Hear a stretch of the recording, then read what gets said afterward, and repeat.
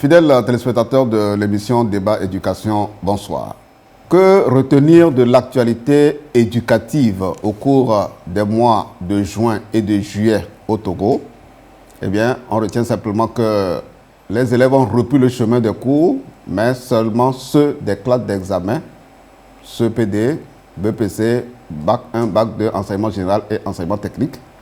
On retient également que depuis le 15 juin, la télévision togolaise diffuse les cours à distance de 17h à 18h à l'endroit donc de ces élèves pour les aider. Et ça, c'est l'initiative du ministère des enseignements primaires et secondaires.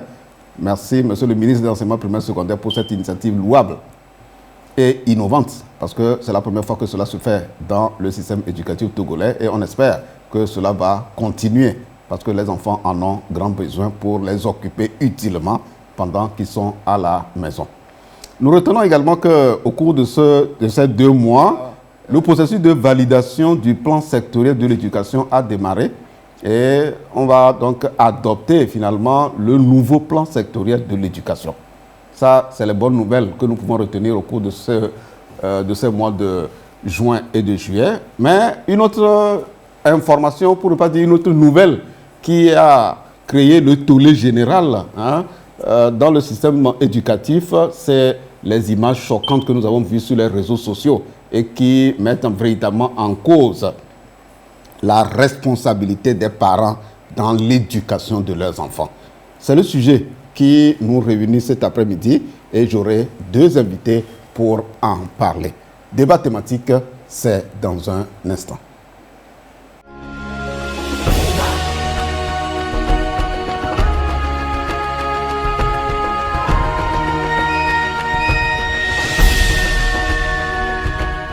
Pour parler de la responsabilité des parents dans l'éducation de leurs enfants, j'ai de ma droite vers ma gauche, nous avons Madame Kouvahe Eklou Anita, elle est prestataire médicale. Madame, bonsoir. Bonsoir, Monsieur Marcel. Et merci une fois encore d'être sur le plateau de la télévision togolaise. Je vous en prie. À ma gauche, nous avons un connaisseur du système éducatif. Il a été inspecteur, il a été directeur des examens et concours de l'enseignement technique. C'est Monsieur Amouzou Gilbert. Monsieur le directeur, bonsoir. Bonsoir, Marcel. Alors, chers invités, je le disais tantôt, nous tous les Togolais d'ailleurs, ont suivi avec beaucoup de choc les images que certains élèves des collèges et lycées du Togo ont envoyées sur les réseaux sociaux. Alors, la toute première question à votre endroit, on veut savoir, quand vous avez reçu ces images, quelles ont été vos réactions? Monsieur le directeur. Je crois que, comme tout le monde, j'ai été choqué dans un premier temps, et puis triste, parce que derrière l'image qu'on voit, cette scène-là, c'est le pays, et puis ce sont des familles, parce que ces enfants portent des noms. Alors, je me suis dit, mais imaginez que ce soit mon nom, un de mes enfants qui fasse ça. Mais comment pourrais-je dormir? Donc, quelque part, je me suis dit, est-ce que ces enfants ont vraiment conscience de la gravité de l'acte posé? Vous m'avez dit que votre enfant aussi a reçu les images. Comment il a réagi? Mais d'abord, c'est la curiosité. Et il m'a montré, comme il a montré à sa maman. Et non, mais il s'est étonné que des enfants qui ont des parents aient pu faire ça. Voilà. Alors, madame, vous aussi, probablement, vous avez eu écho de ces images. Alors, vos réactions? J'ai eu écho de ces images. Le premier rapport me l'a envoyé, mais j'ai tout de suite écrasé. Parce que dès que j'ai vu l'image, j'étais très triste d'abord.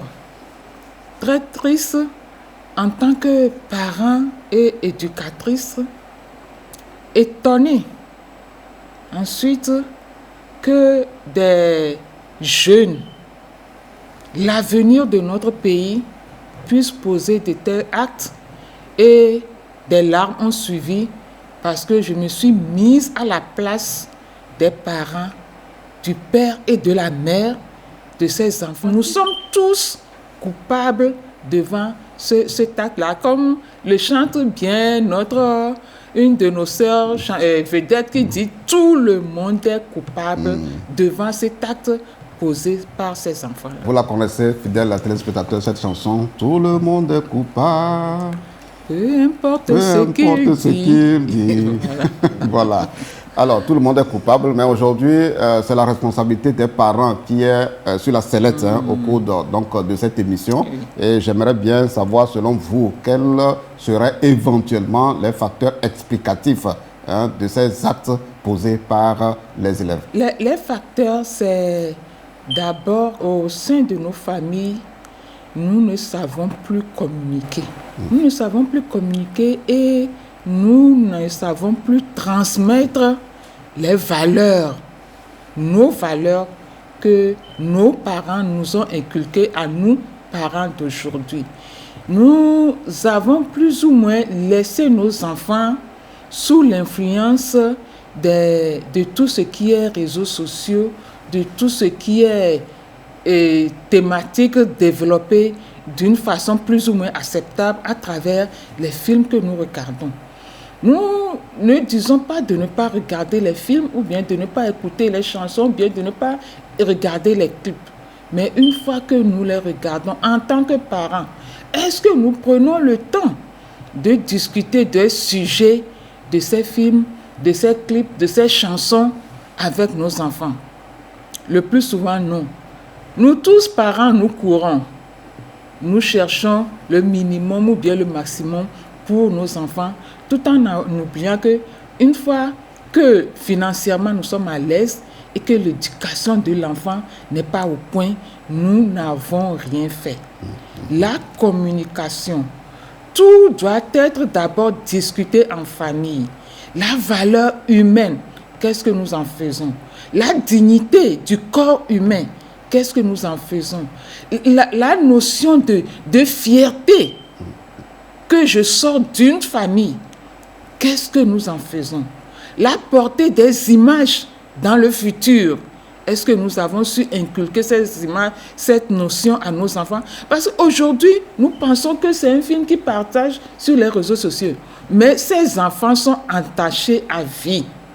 Parce que demain, quelqu'un peut mériter le poste de ministre ou bien le poste de député. Mais les gens sortiront ces films-là. C'est ce que nous ne devons pas oublier. Donc, nous, parents, établissons la communication. Acceptons que les autres nous aident à éduquer nos enfants et tendons la main vers les spécialistes d'éducation quand nous avons des problèmes avec nos enfants. Ce sont des adolescents et tout le monde sait que le processus d'adolescent est un processus que les enfants ne vont pas vivre de la même façon. Certains vont traverser l'adolescence sans difficulté, mais d'autres vont traverser avec beaucoup de difficultés. Le plus souvent, quand les enfants traversent avec beaucoup de difficultés, nous les rejetons. Non, c'est le moment d'appeler au secours. Parce qu'un enfant qui pose des actes, premièrement, cet enfant-là est en train de t'appeler, toi, parent, au secours. Parce que quelque part, il sait que la communication est rompue. Et il t'appelle, il attire ton attention.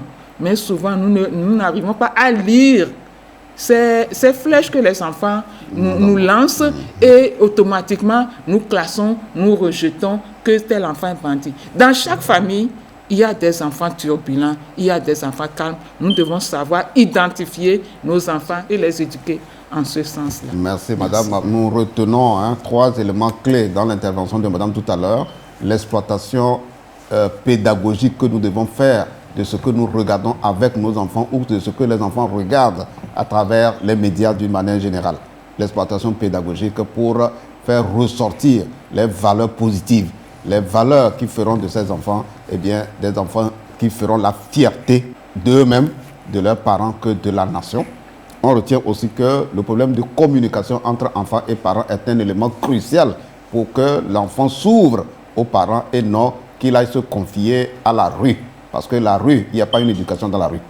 C'est les valeurs négatives beaucoup plus que nous voyons dans la rue. Ce n'est pas de l'éducation. La bonne éducation s'acquiert auprès des parents et aussi la transmission des valeurs. Très important, la maison, la famille doit être le socle de transmission des valeurs positives dont l'enfant a besoin pour grandir dignement. Alors, cela m'amène donc à notre aîné, Monsieur le directeur Amouzou. Monsieur le directeur, eh bien, selon vous, quel serait éventuellement, en dehors de ce que Madame a dit tout à l'heure, en dehors de ce qu'elle a dit, quels seraient, selon vous, les facteurs explicatifs de ces actes posés par ces jeunes? Il faut regarder au sein de la famille. Est-ce que nous avons encore la famille telle qu'on l'avait, c'est-à-dire papa et maman qui vivent ensemble, qui s'occupent de l'enfant ensemble? Il y a de plus en plus de familles, bon, on a trouvé le terme commode de les appeler monoparentales. Ouais. Monoparentales. Alors, quand c'est monoparental, c'est toujours difficile. Parfois, c'est un peu la rage qu'on a envers l'autre qui n'est pas avec l'enfant, qu'on démontre à l'enfant. Et tout cela marque l'enfant. Tout cela le marque, c'est un peu des cratères dans son âme. Ses émotions sont affectées par ces éléments-là. Aussi, les parents, ou disons nous tous, nous avons oublié que pour le développement de l'enfant, nous sommes 3 protagonistes. L'éducation, le système éducatif, nous, parents ou familles, et puis hier c'était la rue, mais aujourd'hui je parlerai des réseaux sociaux. Nous sommes en compétition. Et si on ne sait pas faire, on est battu par les réseaux sociaux. L'un des facteurs, c'est la cible. Est-ce qu'on a bien ciblé ce qu'il faut? Les réseaux sociaux, vous savez, l'image, ça attire et ça captive rapidement. Nous, parents, à un moment donné, nous nous sommes laissés aller en regardant, j'accuse un peu les médias aussi, des films, les feuilletons. Donc je me dis, il y a beaucoup de facteurs. Nous-mêmes, notre manière de vivre, nous savons que le fonctionnariat fait que on ne peut plus avoir papa et maman tout le temps à la maison, sinon l'enfant ne peut pas manger. Mais quand ils ne sont pas là, qu'est-ce qui se passe? Ce qui se passe, c'est ce que nous avons semé.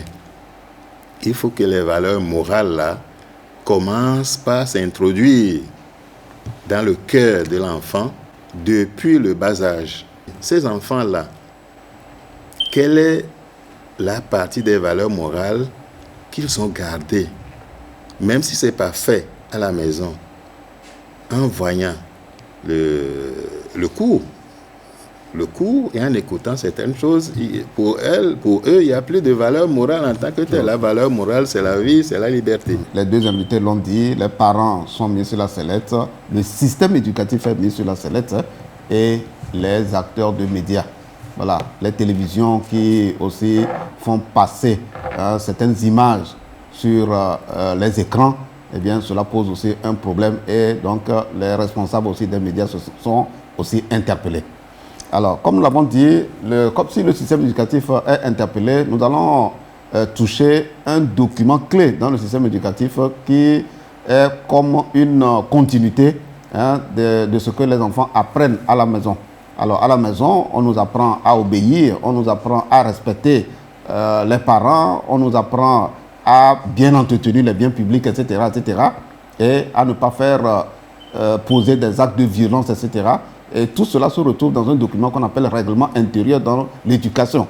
Alors, dans le règlement intérieur, comment ce document est élaboré dans le système éducatif, que ce soit dans l'enseignement technique comme dans l'enseignement général, et quel est son contenu?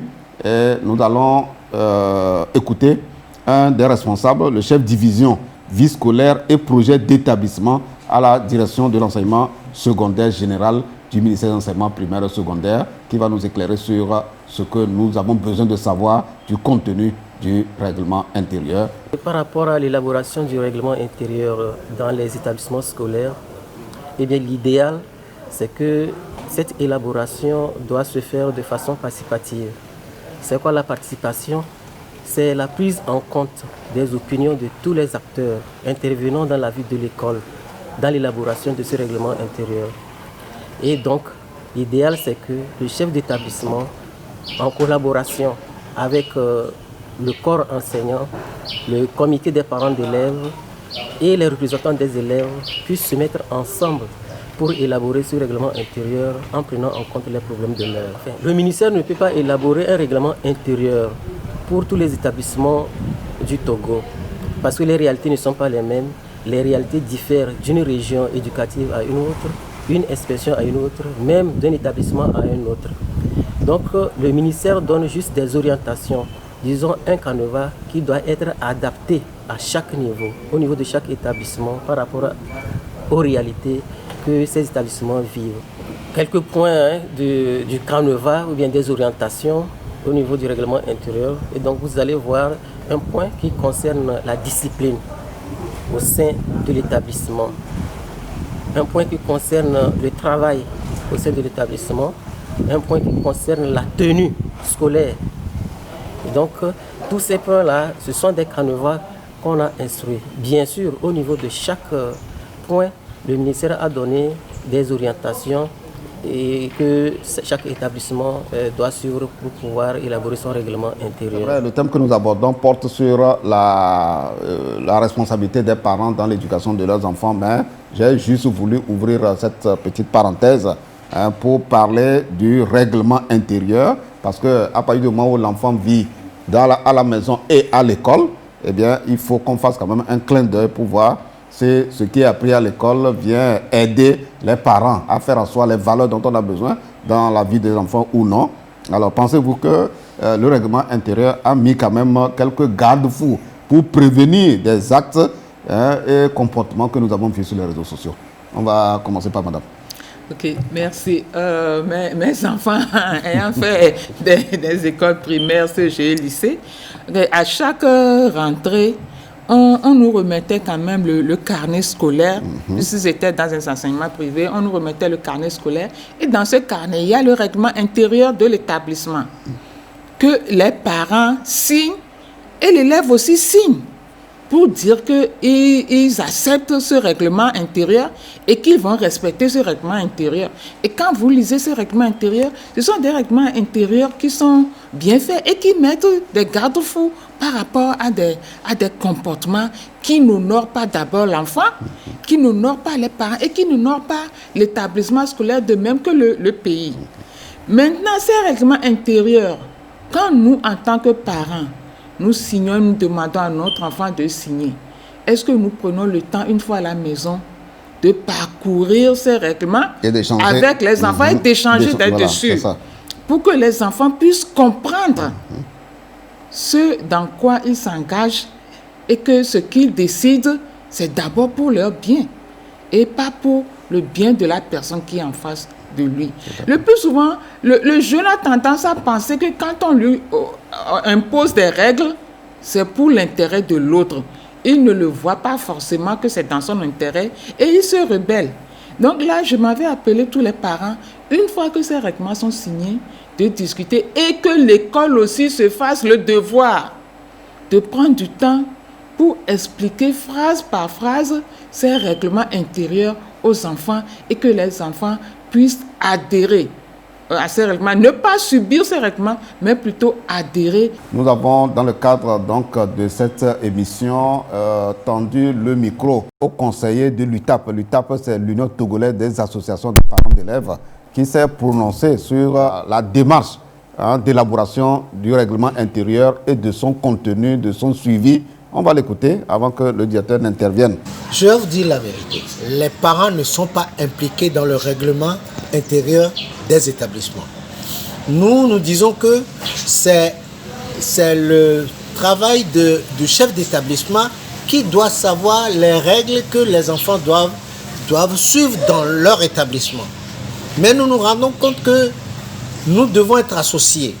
Aujourd'hui, là, avec ce qui se passe, nous nous disons que nous devons être associés à ce règlement-là pour pouvoir ensemble suivre les enfants à la maison comme à l'école. Donc, je pense que c'est un défi à relever. Vous avez été enseignant, inspecteur, directeur des examens et concours de l'enseignement technique. Voilà, vous êtes vraiment bien placé pour nous dire. C'est un document qui est bien élaboré, qui a mis des garde-fous, mais qui souffre de quelque chose. c'est face à cette situation que je me rends compte qu'il y a ce petit hic-là. C'est la mise à jour. Au niveau temporel, ça pose problème. À un moment donné, c'est élaboré et c'est resté. Donc, on reprend, c'est un peu comme la Bible, qu'on reprend, alors que les temps changent. Les temps changent. Donc, il faut l'adapter périodiquement. Voilà. Je dirais même tous les 2 ans, c'est pas mauvais de revoir qu'est-ce qui peut être amélioré. Parce que depuis que les réseaux sociaux ont commencé par influencer les comportements, bon, je suis sorti il y a un bout de temps, mais ça a commencé avant que je ne sorte du système. Mais nulle part, on a dit, on va mettre à jour. Ceci est bon, on conserve. Et comme l'a dit madame, pour nous, nous parents, pour nous, le règlement intérieur, c'est pour la vie à l'école. C'est pour gérer la discipline, pour qu'ils puissent travailler. Alors que c'est un document qui devait être aussi utilisé, comme l'a dit madame, par les parents aussi à la maison. Voilà. Donc là, je ne sais pas si il n'y a pas quelque chose à faire, que les garde-fous là soient connus. Et je proposerais même qu'il y ait un modèle élaboré par le ministère et qui fera l'objet de communication, donc périodiquement, et pour s'assurer que toutes les valeurs sont protégées. Et dans l'établissement, parce que ce soit privé ou public, je crois que c'est une obligation. Vous ne pouvez pas créer un établissement au Togo et fonctionner sans avoir un règlement intérieur. Mais ce règlement intérieur, je sais qu'il y a un canevas qui avait été distribué. Les gens suivent, mais c'est canevas. Ce n'est qu'un canevas, il faut ça, il faut ça, il faut ça. Mais ce qu'il y a dedans, on doit pouvoir mettre à jour périodiquement. Nous savons qu'il y a 2 ans que le gouvernement, à l'époque, le ministre Tchapelé, à la rentrée scolaire, qui, au nom du gouvernement, a annoncé l'interdiction de l'utilisation du portable dans les écoles. Mais on se rend compte que cette mesure est piétine pour la simple raison qu'elle n'est pas très suivie. Elle n'est pas très suivie et ça a mené à une utilisation, disons, à une mauvaise utilisation et au dérapage. Alors, quelle est votre analyse du problème lié à l'utilisation des portables? Le portable est entré dans notre quotidien et ça permet de s'assurer un certain nombre de choses. Mais dans l'établissement, ce que l'on ne veut pas, c'est que le portable serve de moyen de tricherie. Que le portable serve de moyen de distraction pour que les enseignants n'arrivent plus à enseigner. Il y avait un enfant dans un établissement privé et elle me dit, bon, il faudrait qu'il retrouve sa maman qui est au service. Donc quand l'heure sonne, il faudrait que la maman sache s'ils ont fini, quand est-ce qu'il arrive. Il faut le portable. Alors, comment nous avons géré ça? Nous avons vu le chef d'établissement pour lui dire, bon voilà, il y a interdiction. Il ne sortira pas pendant les cours et lorsqu'il va sortir, c'est pour tel usage. Et après, il doit ranger. C'est compris comme ça et c'est ce qu'il a fait jusqu'à quitter l'établissement. C'est-à-dire que vous avez signé une sorte de contrat. De contrat avec l'établissement et lui-même il sait. Nous lui avons dit, si jamais on apprend que tu as fait ça, bon, les sanctions, il y a une forme de sanction qu'il connaît. Donc, il a respecté. C'est lorsqu'il sort, on a fini à midi, lorsque tout le monde sort, maintenant il appelle, nous avons fini, qu'est-ce que je fais, et puis c'est fini. C'est comme ça qu'on a utilisé. Donc, s'il faut prendre à la lettre, nous n'avons pas respecté la mesure de l'État. Mais nous l'avons utilisé autrement. Donc, c'est pourquoi j'ai dit peut-être à l'élaboration, des associations, bien des participations pourraient être obtenues pour qu'on voit les cas et cibler réellement ce qu'on veut interdire. Parce que pour certains, bon ben, les portables, on veut interdire parce que il y a certains enfants. Je sais quand nous avions notre enfant à l'école, il était parfois surpris. Il dit, le soir, il dit à son maman, mais des gens ont essayé d'utiliser, hein. Ça veut dire quoi? Qu'il a peur. Mais ceux qui ont utilisé, c'est qu'ils n'ont pas peur. Donc la mesure est bonne, mais peut-être la participation et peut-être la définition, l'explication de ce pour lequel on ne veut pas ça. Les gens ont compris que c'est pour éviter la tricherie, point. Alors qu'il y a beaucoup d'autres choses. Si on avait compris et la distraction. Voilà, il y a la distraction. Alors que l'interdiction comporte quelque part ce que nous vivons aujourd'hui. Donc si c'était expliqué avec une campagne autour, ça marcherait. L'Union togolaise des associations des parents d'élèves UTAP qui s'est prononcée sur cette affaire d'utilisation des portables par leurs enfants. C'est nous qui avons porté plainte contre l'utilisation des portables à l'école. Et nous avons été entendus par l'ex-ministre Tchakwele qui avait sorti un arrêté pour interdire les portables à l'école. Maintenant, le problème de suivi, qui devait faire le suivi? Le suivi, nous, les parents, nous devons faire le suivi et les chefs d'établissement devaient faire le suivi. Mais ce n'est pas ça. Ce n'est pas ça. Vous voyez des enfants qui ont des portables sophistiqués, plus sophistiqués que ceux de leurs professeurs à l'école. Les enfants sont livrés à eux-mêmes et nous disons que nous avons failli. Nous avons failli à nos devoirs. Il y a eu des sensibilisations par rapport donc à l'interdiction du téléphone en classe. Mais c'est toujours difficile parce que ce que nous rapportent les responsables des établissements, certains parents n'ont jamais été d'accord. Et on leur dit souvent, si le parent lui-même peut construire à son enfant et lui autoriser tout ce qu'il veut, il peut le faire.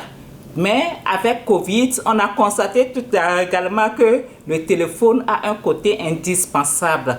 Et parce que beaucoup de trucs, quand vous prenez par exemple le collège Horaït Labora, pendant toute la période de confinement, les élèves recevaient des devoirs à travers leur smartphone et autres. Et avec les enseignants par WhatsApp, ils échangeaient, ils envoyaient les corrections et d'autres établissements l'ont également fait. Donc, interdit l'utilisation du téléphone à l'intérieur de l'établissement, oui, mais totalement pour l'apprenant, ce ne sera pas possible. On peut faire des recherches avec. C'est réorienter l'utilisation du téléphone en dehors des salles de classe qui doivent être maintenant la bataille que nous devons, ou bien la sensibilisation que nous devons faire donc à l'égard de nos apprenants. Beaucoup de parents n'ont pas compris cette décision. Et je dis toujours, quand une décision est prise, il faut toujours qu'on explique, qu'on accompagne la décision de beaucoup de communication pour que les gens comprennent. Ça n'a pas été correctement ou bien plus ou moins fait, ce qui fait que les gens se sont opposés à cette décision. Deuxième chose, nous achetons les portables à nos enfants. Mais est-ce que nous prenons le temps de leur expliquer à quoi ça sert, comment est-ce qu'il faut l'utiliser pour que ce portable ne crée pas de tort à son utilisateur? Le portable est d'abord un outil de travail. Si je dis un outil de travail, de communication, de travail, c'est parce que je cherche une information que je vais dessus. Je ne parle pas de travail qui est rémunéré, mais tout acte qu'on pose est d'abord un travail qu'on est en train de réaliser. On achète un portable à un enfant, on lui met l'Internet. Peut-être que cet enfant est dans une classe où il a besoin de faire des recherches. Alors il va sur l'Internet, il trouve des recherches. Il a des cours à l'école, il vient, il prend, il complète. À l'école, le portable que l'enfant amène à l'école, pour moi, automatiquement, excusez que j'interpelle également les enseignants ici, automatiquement, tous les matins, on doit ramasser ces portables-là. Automatiquement, un enfant qui vient en classe, avant de rentrer en classe, c'est un travail supplémentaire, doit être contrôlé. Il coupe le portable, et le met au niveau du maître ou bien du surveillant. Et c'est à midi qu'il reprend ce portable. Parce que pendant la récréation, il fera quoi avec ce portable? La récréation est faite pour une communication interpersonnelle avec ses camarades, pour mieux se connaître. Mais pas pour, pendant la récréation, aller sur Internet pendant la récréation, non. Donc, tous les matins, on doit ramasser ses portables. Et à midi, quand l'élève sort, on lui remet son portable et il rentre chez lui à la maison. Peut-être que nous, parents, nous allons encore nous opposer, mais si nous voulons que de telles images ne circulent pas, il faut à un moment donné, à la rentrée, lors des réunions des parents d'élèves, que nous puissions nous associer véritablement et franchement avec les décisions des établissements scolaires pour le bien-être et le futur de nos enfants. Je voudrais, au nom de l'équipe de réalisation de l'émission Débat Éducation, présenter toutes nos excuses à la direction de l'Institut technique NDE de Tokoin Séminaire qu'on avait dans l'émission précédente citée, comme quoi certains de leurs élèves seraient impliqués dans ces réseaux, dans ces images. Non, ils ne sont pas impliqués. Donc publiquement, nous nous excusons et nous présentons toutes nos excuses à la direction de l'école. Les parents d'élèves, dans ce qui se passe aujourd'hui, il faut rappeler aux parents ce qu'ils font déjà de bien. Est-ce que en 2 minutes chacun, vous pouvez partager votre expérience de la manière dont vous êtes prêts pour que vos enfants réussissent? Parce qu'il y a des parents qui veulent apprendre de leur père. On va commencer par madame. Moi, ce que j'ai fait, le bas âge, c'est beaucoup de jeux éducatifs avec mes enfants.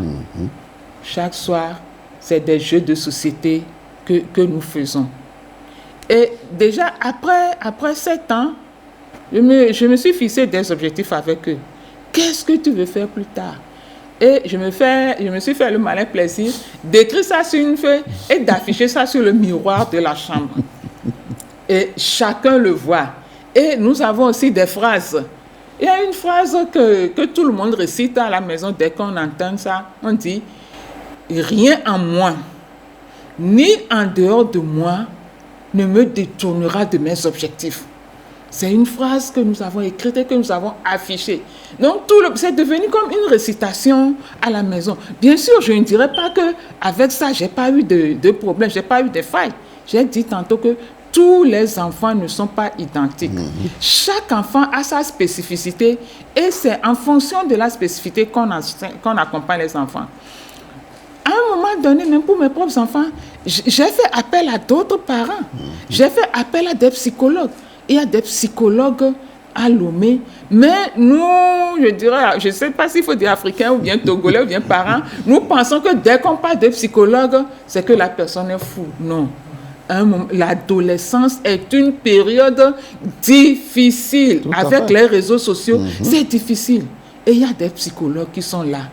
Faisons appel à ces psychologues, que les psychologues accompagnent nos enfants. Quand nous pensons que nous ne pouvons plus, soyons honnêtes, reconnaissons nos limites et laissons la main à un autre pour nous accompagner. Et surtout, fixons-nous des objectifs dans nos familles et communiquons. À table, éteignons la télé et parlons.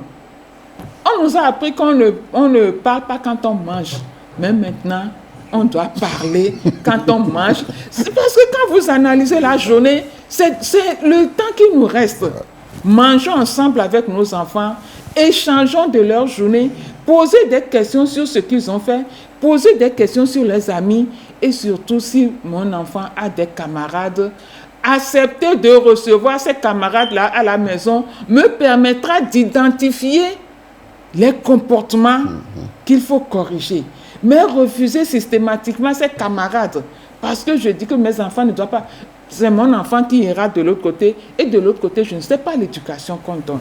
Si le camarade vient, son comportement me permettra d'orienter et d'encadrer.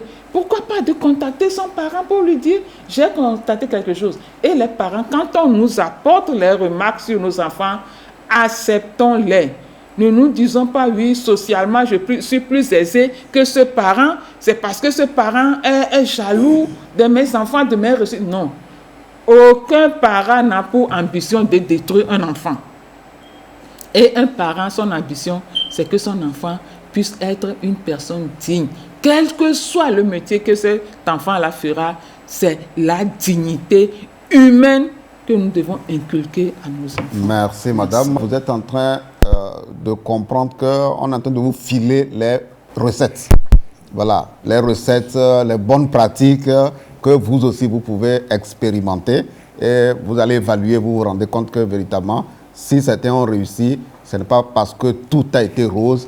Ils ont traversé des difficultés, certes, mais ils ont compris que l'affaire de l'éducation, c'est une affaire de spécialistes aussi. Voilà. C'est aussi une affaire de spécialistes. Il faut compter sur les psychologues, compter sur des personnes qui ont plus ou moins bien réussi certains aspects de l'éducation de leurs enfants. Et si on s'appuie sur eux, on fera mieux pour éviter à nos enfants de poser des actes tels que ce que nous avons vu sur les réseaux sociaux. Alors, monsieur le directeur. Nous avons la chance d'avoir un allié fort, c'est l'Église. Depuis l'enfance, ils sont dans les valeurs prônées dans la Bible. Depuis l'enfance. Donc, il y a certains comportements qu'on n'a pas besoin de leur dire à la maison. N'ayez pas ça. Donc, à l'église déjà, ils sont encadrés.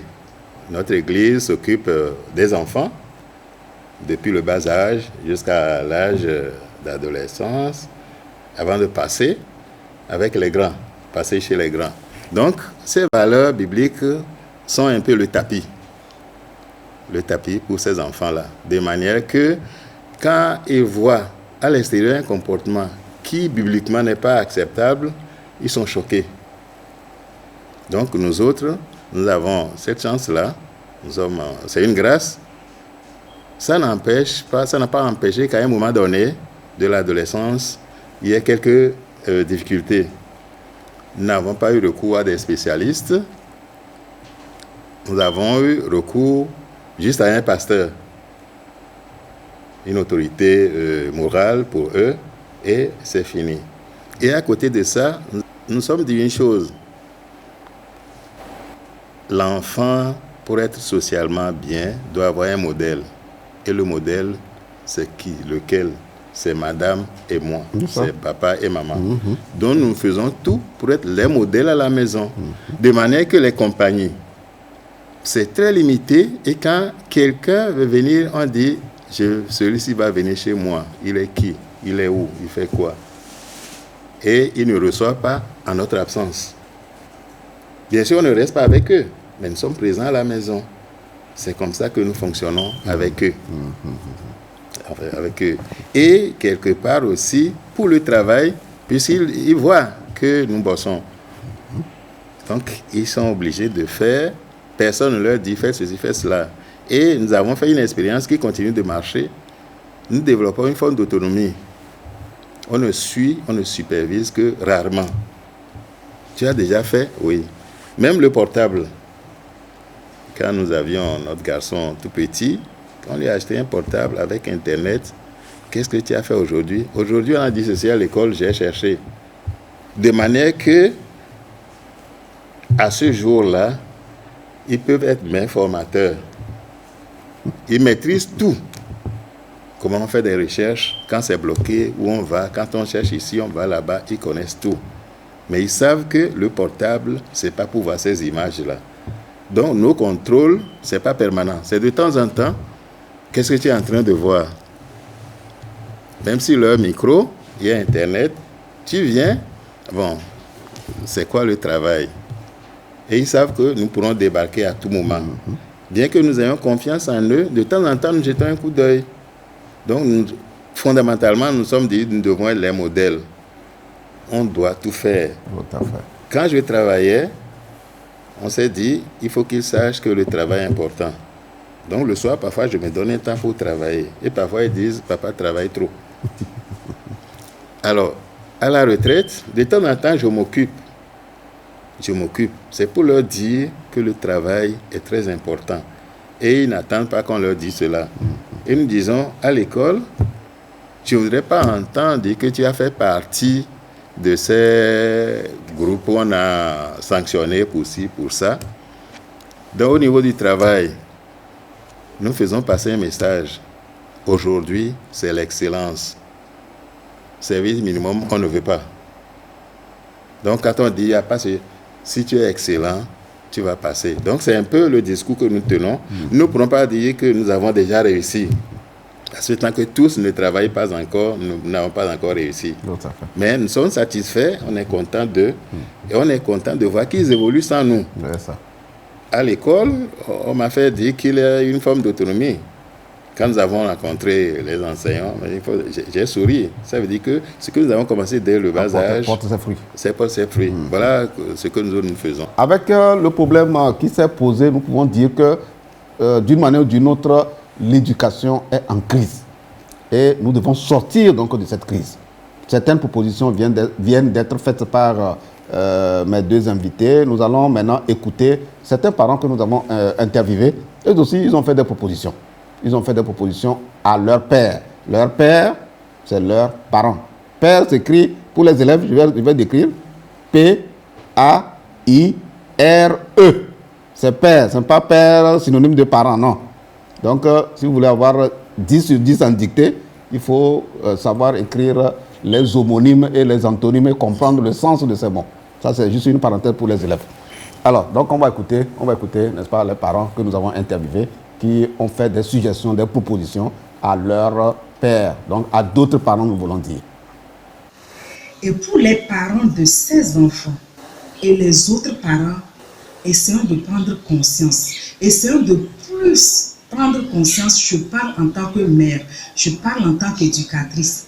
Ce n'est pas simple, je sais, avec les réseaux sociaux, avec les amitiés dehors, avec tout ce que les enfants copient sur les médias, les films, tout ce qu'il y a comme feuilleton. On pense que c'est une réalité au quotidien et c'est ce qu'ils reproduisent.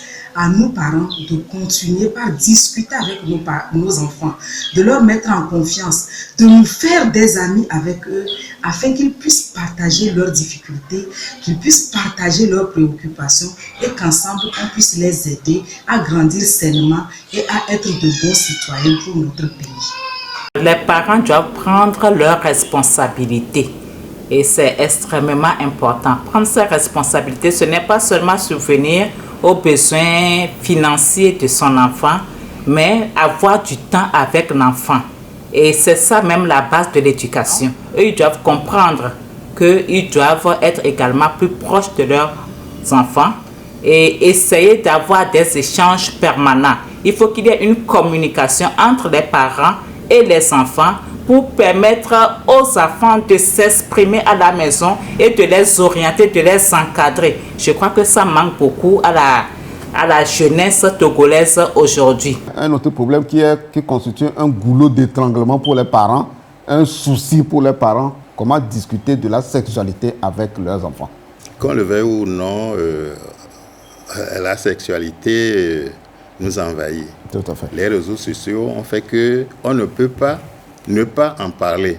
Maintenant, c'est l'angle d'attaque. Très bien. C'est l'angle d'attaque. Et là, je vais jeter une fleur à mon épouse qui a su le faire lorsque les signes commencent par apparaître sur l'enfant. Les signes de la puberté, des changements ont commencé par apparaître. C'est elle qui a bien fait ça. Elle a commencé par échanger sur ces aspects-là. La compréhension de ces signes. Qu'est-ce que ça veut dire? Et c'est avec un garçon. Hein? C'est avec un garçon. Et comme ça, moi, je n'ai fait qu'entériner un certain nombre de choses. Je n'ai fait qu'entériner. De manière que, relié un peu aux enseignements qu'ils reçoivent à l'église, ils ont compris que c'est un processus normal et qu'on ne fait pas usage du sexe pour s'amuser, on en fait dans un but donné. Dans un but donné. Donc, c'est l'angle d'attaque. Si on commence par en parler en désordre, on les incite plutôt à chercher ailleurs le complément. Si on ne le fait pas, ils le savent déjà, ils vont recevoir les mauvaises informations à l'extérieur, les mauvais usages, donc à la maison. Et nous, l'angle d'attaque que nous pensons qui a semblé efficace, c'est le début des changements sur le corps que ce soit jeune fille ou garçon, je crois que ça doit être la même chose. Ça nous a été, je dis entre guillemets, imposé parce que nos parents discutaient autrement.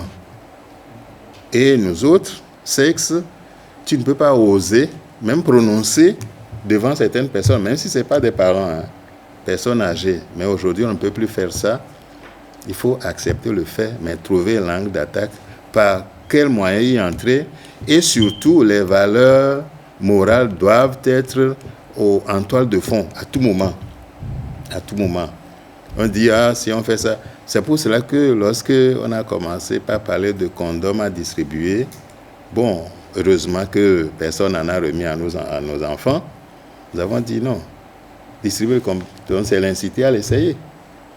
Inciter à l'essayer. Et où est-ce qu'on va?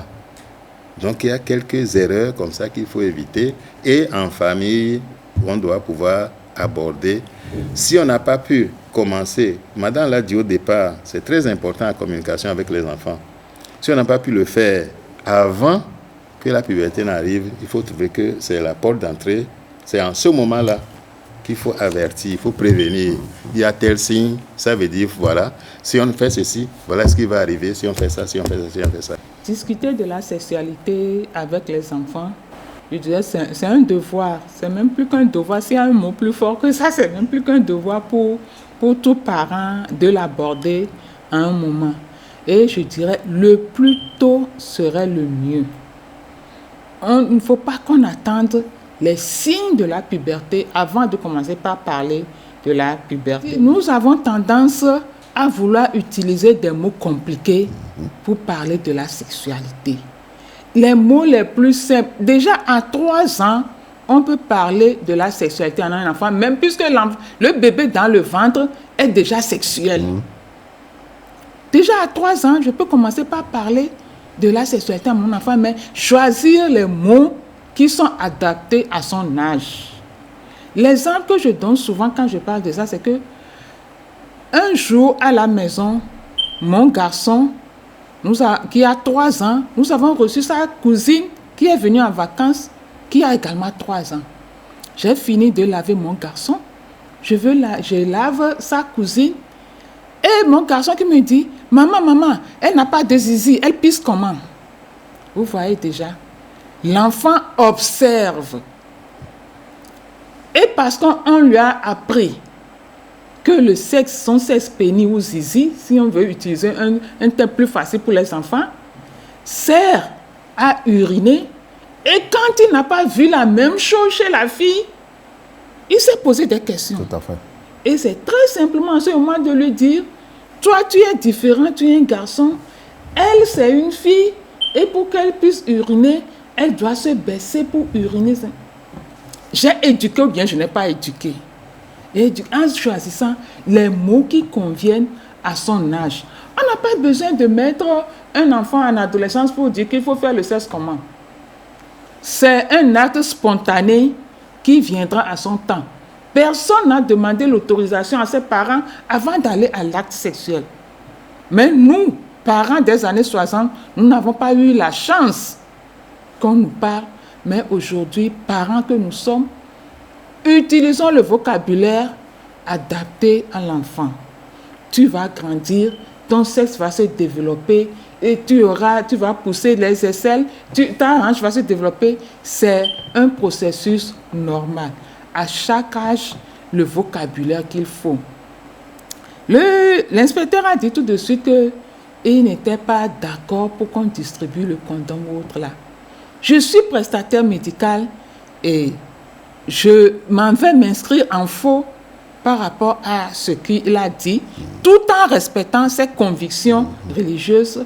Mais le fait de donner quelque chose à l'enfant ou bien à une personne, que ça soit adulte ou pas, ne veut pas forcément dire utilise ces choses. D'autant plus que tout le monde, on nous fait plusieurs cadeaux dans la vie, mais on ne les utilise pas. Mais de quelle manière on donne la chose? Que nous savons que le préservatif a un double emploi. Pour protéger contre les infections sexuelles et pour protéger contre les grossesses non désirées précoces qui détruisent beaucoup l'avenir de nos enfants. Les enfants qui ont fait ce vidéo qui circule, n'oublions pas qu'il peut déjà y avoir beaucoup d'infections sexuelles qui sont en train de circuler dans ce groupe-là. Parce qu'on a vu des vidéos où les enfants étaient, excusez-moi le terme, pénis nus. S'il a déjà une infection, ça veut dire que c'est contaminé. Si nous avons la chance que nos enfants ne vont pas très tôt vers l'acte sexuel, c'est bon. Mais certains enfants iront très tôt, quelle que soit l'éducation que le parent va donner. Parce que j'ai dit tout de suite que les enfants ne réagissent pas de la même façon devant la même éducation. Okay. Il faut les protéger. Donc, utilisons les mots simples. Et c'est en cela que je m'avais félicité beaucoup la TBF, qui a tout un programme d'éducation, que ce soit au niveau des parents qu'au niveau des enfants, que nous appelons l'éducation sexuelle complète, qui est faite en modules où on peut bénéficier des modules progressivement et finir le complet. C'est même en ligne, les gens peuvent s'adresser à la TBF, ils auront ces documents-là pour les aider à éduquer leurs enfants. Alors, comme nous tendons pratiquement vers la fin de cette émission, je vous laisse la parole pour conclure, avant que le directeur aussi nous conclue. Merci beaucoup et merci à toi, Marcel, de nous avoir donné l'opportunité de partager un peu ce que nous savons sur l'éducation des enfants. Mais sachons que nos enfants sont notre avenir et la population togolaise est à plus de 60% une population jeune, relève de demain. Mettons tout en œuvre pour les accompagner. Maintenant, par rapport aux enfants qui ont fait ce film ou bien qui circule sur WhatsApp, il ne s'agit pas pour moi personnellement d'aller les punir, mais il s'agit de les accompagner pour qu'ils puissent comprendre la portée de ce qu'ils ont fait et qu'ils puissent regretter en eux-mêmes ce qu'ils ont fait. Et pour cela, il y a beaucoup d'éducateurs, il y a les églises, comme le directeur l'a dit, qui peut accompagner ces enfants. Ce sont plutôt des enfants à plaindre parce qu'ils n'ont pas compris. Donc être parent, c'est quoi? Parce qu'aujourd'hui, c'est facile d'être papa.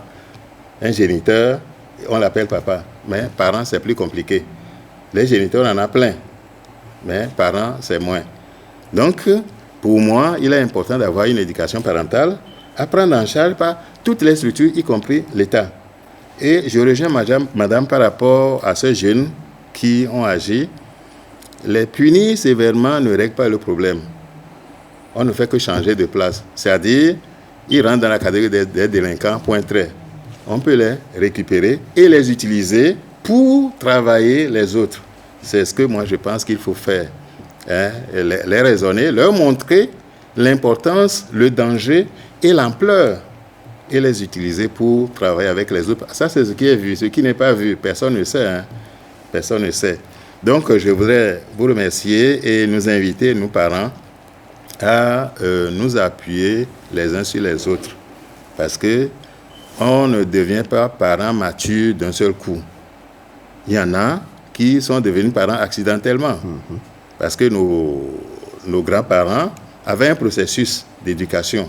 Ils accompagnaient jusqu'à ce que vous vous mariez. Aujourd'hui, l'enfant, votre jeune garçon ou fille, même sur Internet, il se contacte et puis on dit on veut aller au mariage. Ces enfants-là, oui, ces enfants ne peuvent pas être parents.